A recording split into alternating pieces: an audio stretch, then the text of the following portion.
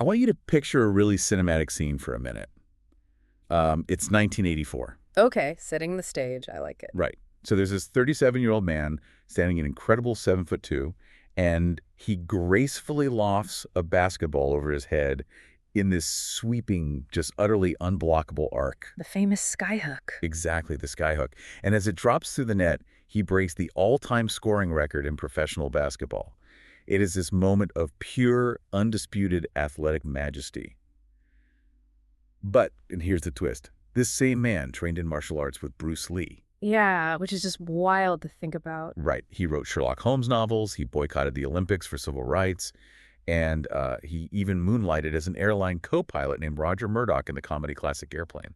I mean, it's a resume that just completely defies every single box society tries to put professional athletes into. It really does. Like, when you look at the entirety of his life, basketball is really just his day job. A day job he happened to be, arguably the best in the world at, but still, just one facet of a deeply complex person. Yeah, absolutely. And that is exactly why today we are taking a massive biographical source on the life of Kareem Abdul-Jabbar and doing a deep dive into it just for you. And our mission here isn't just to, recite a boring list of basketball statistics. No, not at all. We want to trace the journey of this introverted, oversized kid from Harlem who basically weaponized his intellect to become a global cultural icon. I mean, I like to think of Kareem's extreme height almost like a superhero origin story. Oh, that's an interesting way to look at it. Yeah, because it was this physical trait that made him entirely different from everyone else. It made him a target. It brought him deep depression early on, but he had to learn to master it, right? Both physically and psychologically, just to survive in the world. Yeah, and to really understand the guarded, highly intellectual man he became, we have to look at how the world treated him before he ever even picked up a basketball. Right. So he was born Ferdinand Louis Elsendorf Jr. in Harlem, New York, and he was massive from day one. I mean, at birth, he weighed 12 pounds, 11 ounces. Oh, my God. Yeah, and he was 22.5 inches long.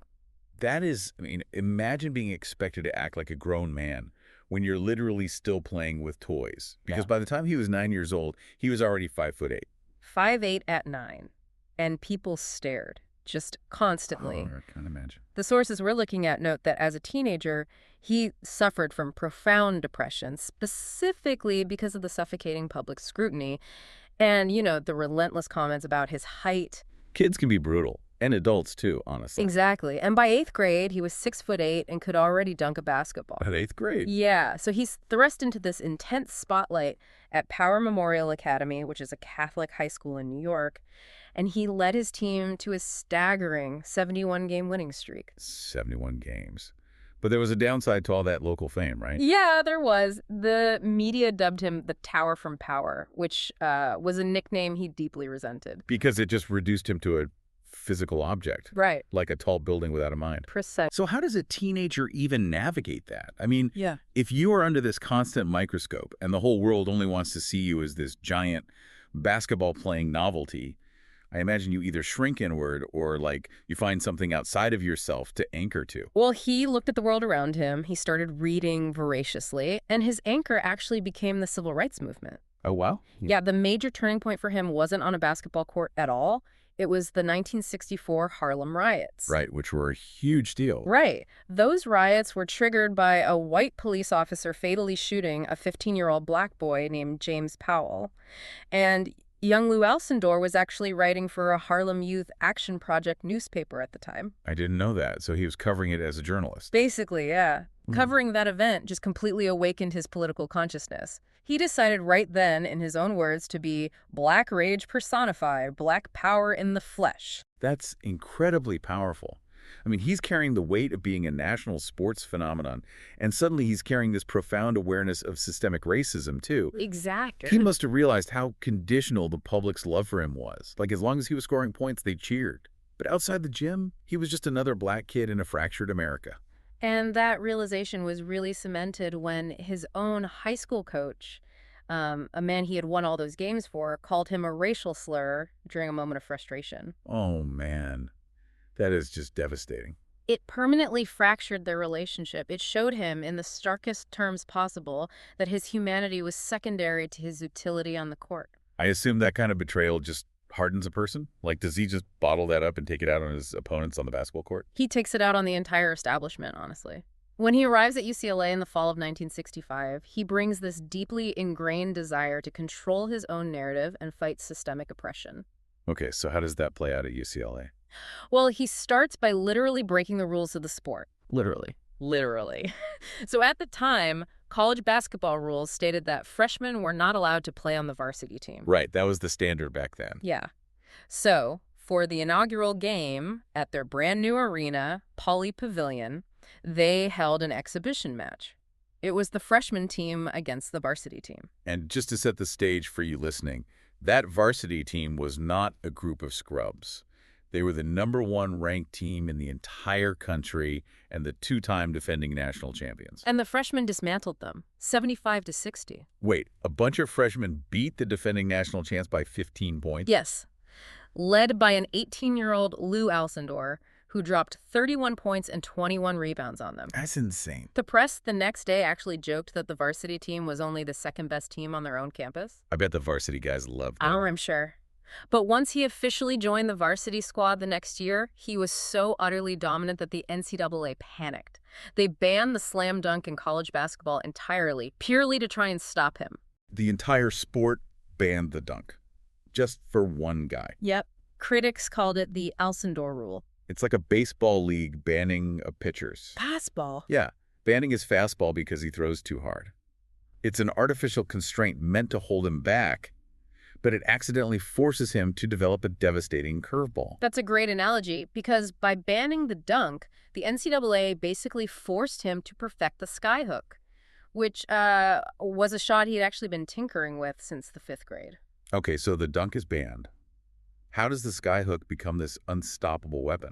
Well, the mechanics of it are what made it so deadly. His college coach, the legendary John Wooden, advised him to stop using the traditional sweeping motion of a normal hook shot. Right, so it wouldn't get blocked from behind by a trailing defender. Exactly. Instead, he learned to keep the ball close to his body, step away from the defender, extend his arm fully, and release the ball at the highest possible point. And since his massive frame was between the defender and the ball, and he's releasing it from an impossible height, you just can't block it. It became the most unblockable shot in the history of the sport. So the NCAA tried to neutralize him, and instead they helped him forge an unstoppable technique. That backfired spectacularly for them. And while he was perfecting this weapon, he was also making massive political statements off the court. Like, in 1968, he boycotted the U.S. Olympic team. He did. The U.S. team actually went on to win gold, but he completely refused to participate. Yeah, and based purely on his lived experience and his political awakening in Harlem, he stated that he was trying to point out the futility of winning a gold medal for a country only to come back home and live under oppression. Right, making a clear stance. And that same year, he converted to Sunni Islam. He viewed it as latching onto his true heritage, acknowledging that many enslaved people brought to America were Muslims. And this was a distinct choice, right? Choosing Sunni Islam over the Nation of Islam, which was highly prominent among other black athletes at the time. Very much so. It was a deeply personal theological decision for him based on his own research and beliefs. It really shows he's completely uncompromising in his beliefs. So, having conquered the college game on his own terms, winning 3 straight national titles, I should add, he enters the professional ranks with an incredibly firm understanding of his moral and financial worth. Oh, absolutely. So in 1969, he was drafted #1 overall by the Milwaukee Bucks of the NBA. But he was also drafted #1 by the New York Nets of the rival ABA. Okay, so he's got options. Big options. The Nets actually offered him way more money, a guaranteed $3.25 million compared to the Bucks' $1.4 million. Wait, I have to assume he was holding out for some enormous shoe deal or demanding an ownership stake in the Bucks to make up the difference. Why would a rookie walk away from almost $2 million extra in 1969? You'd think so, right? Considering how modern athletes leverage bidding wars. But no, it was purely a matter of principle. Principle. Yeah. He had told both teams to give him their one absolute best offer, and he would make a decision based on that. Oh, I see where this is going. The Nets thought they were dealing with a typical rookie and tried to lowball him initially. So when he picked the Bucks, based on their honest initial offer, the Nets panicked and suddenly threw that massive $3.25 million number at him. And he turned it down. He refused it. He said participating in a bidding war after setting his terms would have degraded the representatives. Wow. He gave his word, he set his boundaries, and he stuck to them. That is just wild integrity. I mean, He goes to Milwaukee, leads them to a championship in his second year, wins the MVP, and then the day after the finals, he publicly announces he is taking the name Kareem Abdul-Jabbar. Right.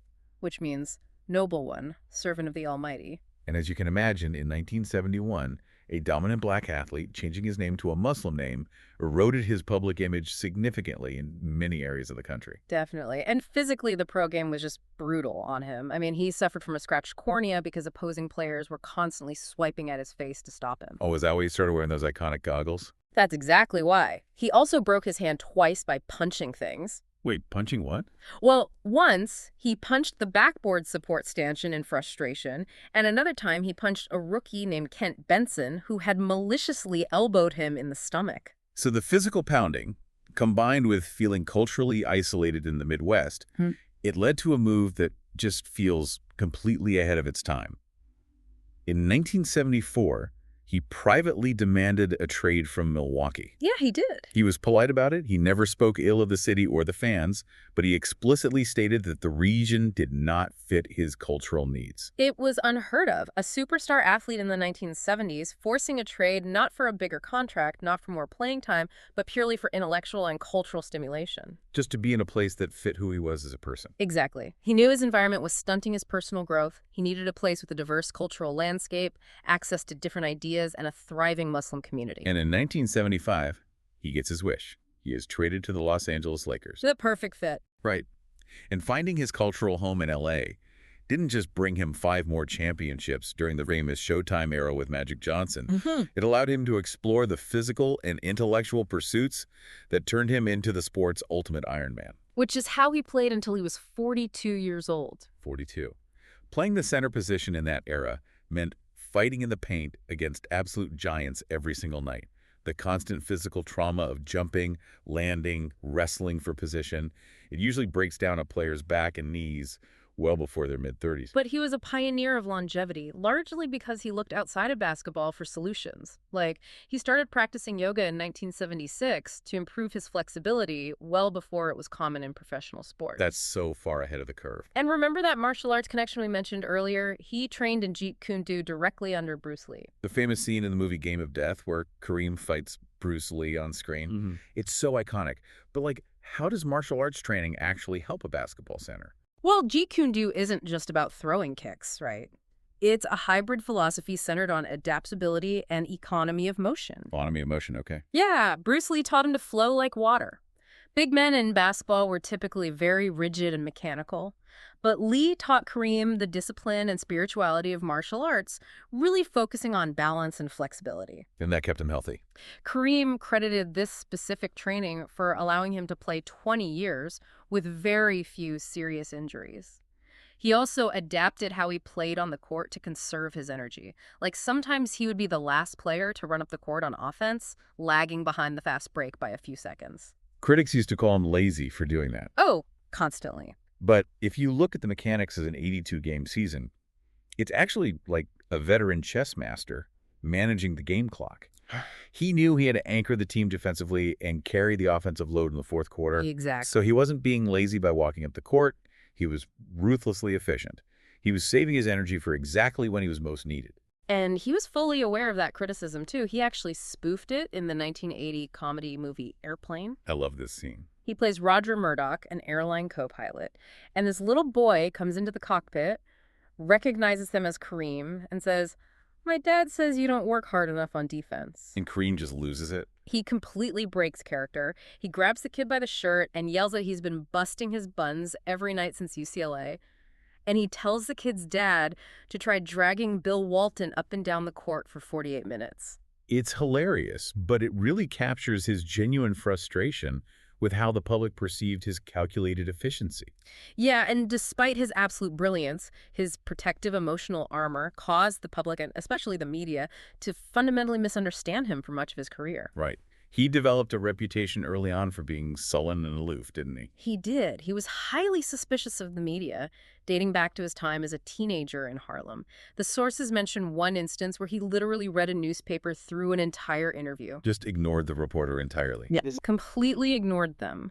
He refused to play the game of being the grinning, accessible superstar.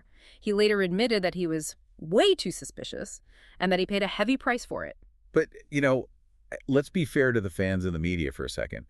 If you are getting paid millions of dollars to be a public entertainer, don't you owe the media and the fans at least a little bit of accessibility? Isn't that part of the job description? Well, that is certainly the modern expectation. But Kareem viewed his job strictly as playing basketball. He didn't see himself as an entertainer. He saw himself as an athlete and a citizen. So he was just guarding his privacy. He put up those boundaries to protect his peace and his intellectual life. The price he paid, however, came due when he retired. Because he wanted to coach, right? Yeah. He wanted to get into coaching, but he really struggled to get head coaching jobs in the professional ranks or even college. Executives perceived him as too difficult or surly, largely because of the walls he had built decades earlier. Is it possible the sports world entirely failed Kareem? I mean, fans wanted a smiling, simple performer. But Kareem was a deeply serious historian and an activist who just happened to be 7'2" and incredibly good at putting a ball in a hoop. The evidence of his life outside of basketball strongly supports that idea. I mean, he is a true Renaissance man. He has written numerous books, mostly on African-American history, shining a light on forgotten inventors and tank battalions. But he also wrote adult fiction mystery novels. The Sherlock Holmes books. Specifically, novels centered around Sherlock Holmes' older brother, Mycroft Holmes. That's amazing. It's a fitting choice, right? Mycroft is the smarter, more observant, but less flashy brother. He even co-wrote a graphic novel. Wow. Furthermore, in 2017, he was appointed to the Citizens Coinage Advisory Committee by the U.S. Treasury. The U.S. Treasury, why? Simply because he is a massive history buff and a keen coin collector with a deep scholarly interest in Alexander Hamilton. He is just relentlessly curious.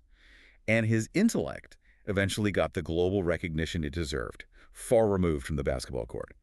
Like in 2012, Secretary of State Hillary Clinton named him a U.S. Global Cultural Ambassador, sending him around the world to promote education and cultural understanding. A huge honor. And then in 2016, President Barack Obama awarded him the Presidential Medal of Freedom, the nation's highest civilian honor. And he achieved all of this while battling serious health issues later in life, too. He was diagnosed with a form of leukemia in 2008, which he successfully managed. He underwent quadruple bypass surgery, and he successfully battled prostate cancer. It's just one thing after another. But rather than retreating from the public eye during those health crises, he took those challenges and used his platform to become a vocal public advocate for health awareness, particularly in marginalized communities. So if we look back at the scope of this deep dive, yes, Kareem Abdul-Jabbar scored 38,387 points. He won 6 MVP awards and 6 championships. But his true triumph was surviving the blinding spotlight of American fame without ever compromising his intellect, his religion, or his dignity. He built a life that was entirely of his own design, refusing at every turn to be reduced to just a physical spectacle that could play a sport. We so often praise athletes who transcend their sports. But Kareem Abdul-Jabbar didn't transcend basketball. He used it as a Trojan horse. He used the spectacle of his giant frame and the undeniable, unblockable dominance of that sweeping skyhook to force the world to hand a microphone to a black intellectual. What if we evaluated all our heroes not just by the records they broke or how comfortably they fit into our expectations, but by the uncomfortable, vital conversations they forced us to have? The next time you picture that 7'2" frame lofting a basketball into the arena lights, remember, that shot was just the hook to get you to listen. Thank you for joining us on this deep dive, and keep exploring the layers behind the legends.